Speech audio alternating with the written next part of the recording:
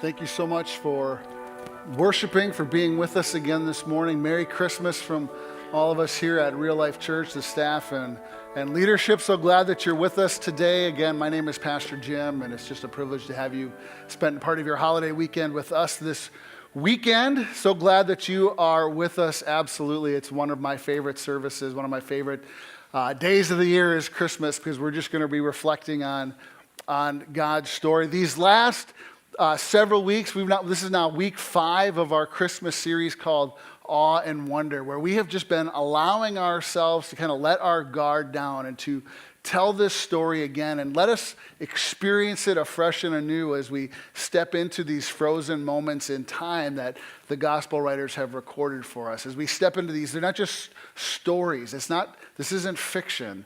This is God's word given for us. We're stepping into these moments and experiencing everything. So these last 3 weeks, we've just been slowly building this Christmas story, and so glad that you're with us today as we kind of bring our story. And actually, I have to say something in that I love those videos that we've been showing, just kind of a different look. But this isn't the end of the story.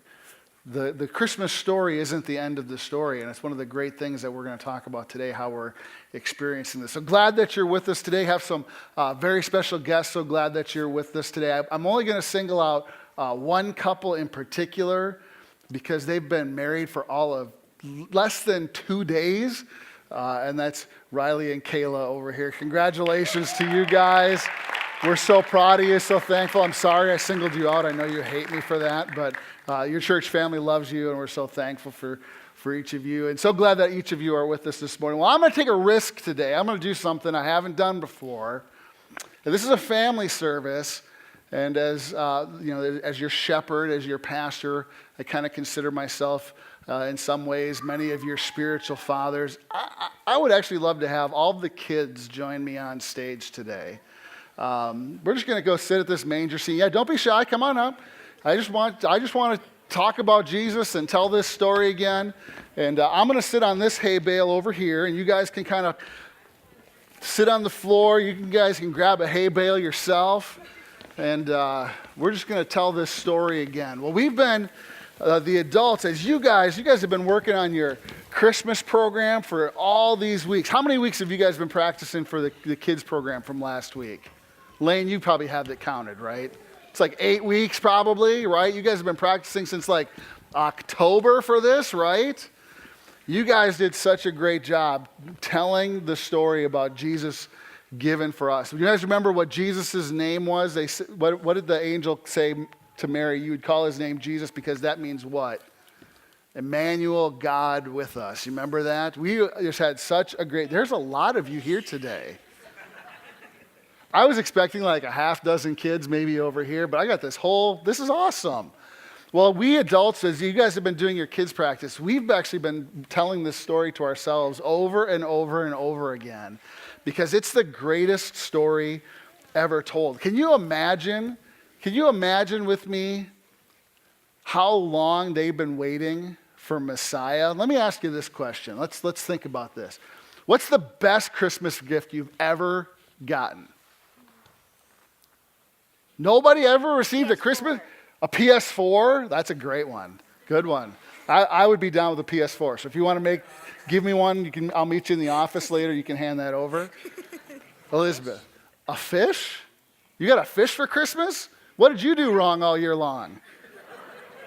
I'm kidding. What did you get? You got a fish. That was a while ago. Yesterday, I got the best. I take a pickup truck. You got a pickup truck? Nice. A Lego pickup truck. I'm going to say, Mom and Dad are starting early. A foosball table. Good one. An electric guitar. Nice. I'm down with the electric guitar for Christmas. Don't leave me hanging. Fist bump me right here. Fake one. It was a fake one? That's all right. There we go. One more. McKenna, what you got? A phone, like a real phone or like a toy phone that like has a Pez dispenser in it? A real phone. All right. I was trying to think back of the best Christmas gift that I've ever received. Now, I've given some really good Christmas gifts throughout my life. I actually got engaged to Beth, Mrs. Gooden. We got engaged over Christmas. I think I gave her a pretty good Christmas gift that year. Now, you guys say that, but to be fair, Logan was born on December 1st. So I think, she made up for it. You do win. Absolutely you win. I'm not even going to try. I'm trying to remember the best Christmas gift. I remember one year my dad gave me a train set, like a model train set. That was pretty cool. But can you imagine being in this little stable and after all these months, the angel telling you that you're going to get the best gift ever?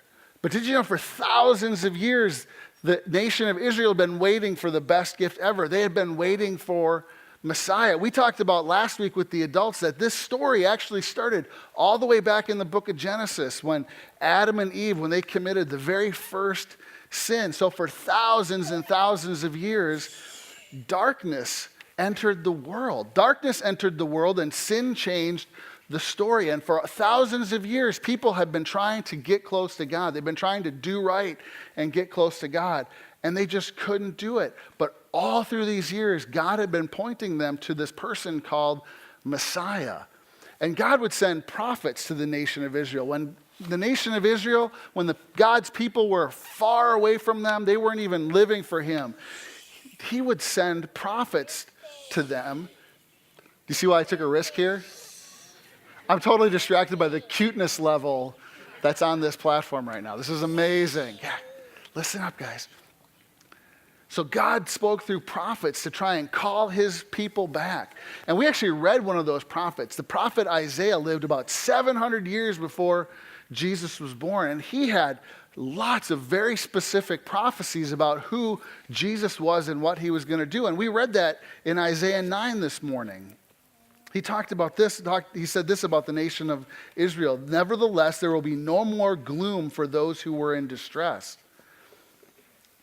The people walking in darkness have seen a great light. On those living in the land of deep darkness, a light has dawned. You have enlarged the nation and increased their joy. They rejoice before you as people rejoice in the harvest, as warriors rejoice dividing the plunder. For as in the day of Midian's defeat, you have shattered the yoke that burdens them, the bar across their shoulders, the rod of their oppressor. Every warrior's boot used in battle and every garment rolled in blood will be destined for burning and will be fuel for the fire. And here's the good news. For us, a child is born, and to us a son is given. And the government will be on his shoulders, and he will be called, you guys remember this? Can you say it with me, right? His name will be called Wonderful Counselor, Mighty God, Prince of Peace. I read it wrong. I'm sorry. I got so excited I got ahead of myself. I should just let you tell it. Wonderful Counselor, Mighty God, Everlasting Father, Prince of Peace. Of the greatness of his government and peace, there will be no end. He will reign on David's throne and over his kingdom, establishing it and upholding it with justice and righteousness from that time on and forever. The zeal of the Lord Almighty will do this. They had been looking for Messiah. They were living under the heel of the Roman government, and the Roman government were oppressing them. And anytime people would try to rise up against them, Rome would just squash them. And so they were looking for this Messiah to come and rescue them from Rome. But that wasn't the story that God was telling. He wasn't talking about an earthly king. He was talking about an everlasting kingdom, an eternal kingdom.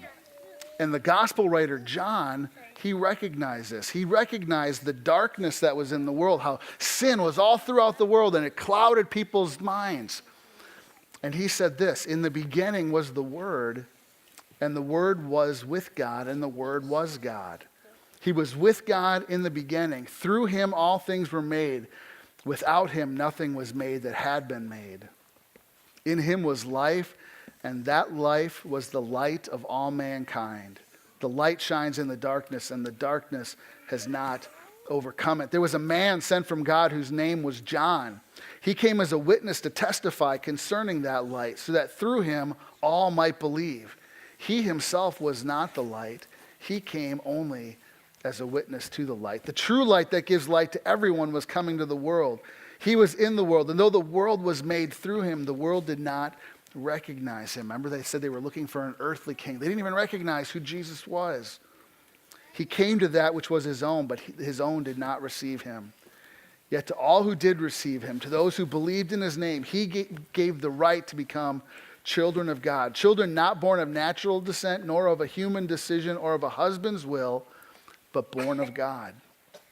The Word became flesh and made his dwelling among us. That's the awesome part of this story. God with us, Immanuel, that little baby sitting, well, there's no baby in this manger. I don't know if you can see that.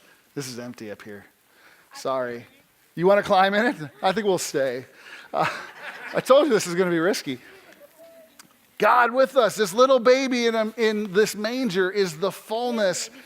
What's that? We have a baby here. I don't know. Is there a baby here? Does any mom and dad want to take the risk? Yeah, there's one back there. Kai, we volunteer Kai to come on up. The fullness of God's plan. Thousands and thousands of years of people trying to get close to God, to be made right with God. Everything changed in this one little moment when Jesus came to be God with us. The plan completely from the very beginning of time was this moment. The Word became flesh and made his dwelling among us. We've seen his glory, the glory of the one and only Son who came from the Father, full of grace and truth.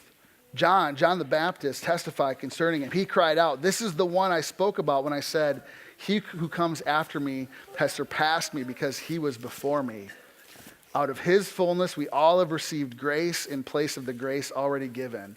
For the law was given through Moses. The law is what they were trying to live up to all these years, all these thousands of years trying to live under the law to be right with God. But grace and truth came through Jesus Christ. No one has ever seen God but the one and only Son, who himself is God and is in closest relationship with the Father, has made him known. So not only the fullness of God's plans, everything about God is being laid out, and his plan to restore relationship, to restore mankind back to himself was revealed. But if you want to know who God is, all we have to do is look at Jesus, because he's Immanuel, God with us. And that's the great part of this story. The fullness of God's plan, restoring humanity back to himself, took the form of that little baby in the manger. And we tell this story over and over and over because God included us in his story. He brought us into his family. It's why we tell the story of Immanuel, God with us, this little baby in the manger. It's why we tell the story of his life, how he was tempted, but he never sinned. He lived a perfect life. It's why we tell the story of his death. He took punishment that we deserved. Because of our sin, we deserved to be separate from God. But in his mercy, he didn't give us what we deserved. Instead, in his grace, he gave us what we didn't deserve, and that was restored relationship with God. It's why that we tell the story of his resurrection. It's why I said earlier that this story isn't over. Christmas isn't the end of the story. It's really just the middle part of this story. And we celebrate Advent, we light those candles because we're excited. We're waiting in anticipation for what God is going to do for us. And that's why we tell this story over and over and over. That's why I keep saying it's the greatest story ever told, isn't it? Yeah. It's the greatest story ever told, isn't it? Yeah. Thank you for your help out there. Wonderful. Well, you guys can go back and sit with your parents. Thank you guys so much. We love you. The whole reason why we tell this story over and over and over again is so you guys learn it with us. But we remind ourselves of this story over and over every single year because we need to step back into this story. We need to be reminded of this story. And like I said, it's why we celebrate the Christmas story. It's why we celebrate Easter. It's why we celebrate Good Friday. It's telling this story over and over and over again and allowing ourselves to experience. So you see down here in the front next to the Advent candles, I've got communion laid out for us this morning as well. We're actually going to end our service by taking communion. Because it's not the end of the story. Christmas isn't the end of the story. It's the revelation of God's plans, the fullness of God's plan revealed for all humanity, for all mankind. And here at Real Life Church, when we celebrate communion, the Apostle Paul told us to celebrate the Lord's death and resurrection until he returns. And so we do this together as a family. We celebrate open communion. All that simply means is that you don't have to be a member of our church to partake in communion. We would just love for you to, if you have a relationship with Jesus and you are a follower of him, you are more than welcome to participate with us. Here's how we're going to do this morning. Kristen's just going to play some songs behind us as we do this. I'm going to invite you to come. You can come down the middle aisles here And you can go back up around the outside. Pastor Bruce, yep, you're going to help me. But this is part of the story here. See, on the night that Jesus was betrayed, he took bread and he took wine. He took the bread and he broke it and he said, "This is my body given for you. Every time you eat this bread, do so in remembrance of me." And in the same way, he took the cup. He said, "This cup is a symbol of the new covenant in my blood." Every time you eat of this bread or drink of this cup, you do so. You celebrate the Lord's death until he returns. And so we're going to celebrate this together. It seems maybe it's a little awkward, but this is the fullness of the story. This is the fullness of God's plan revealed for us. We needed a Savior. There was a gap between us and God. And he came so that he could live that perfect life and be the payment for our sins, once and for all mankind. This is the good news. And so we celebrate this on Christmas. This is the good news.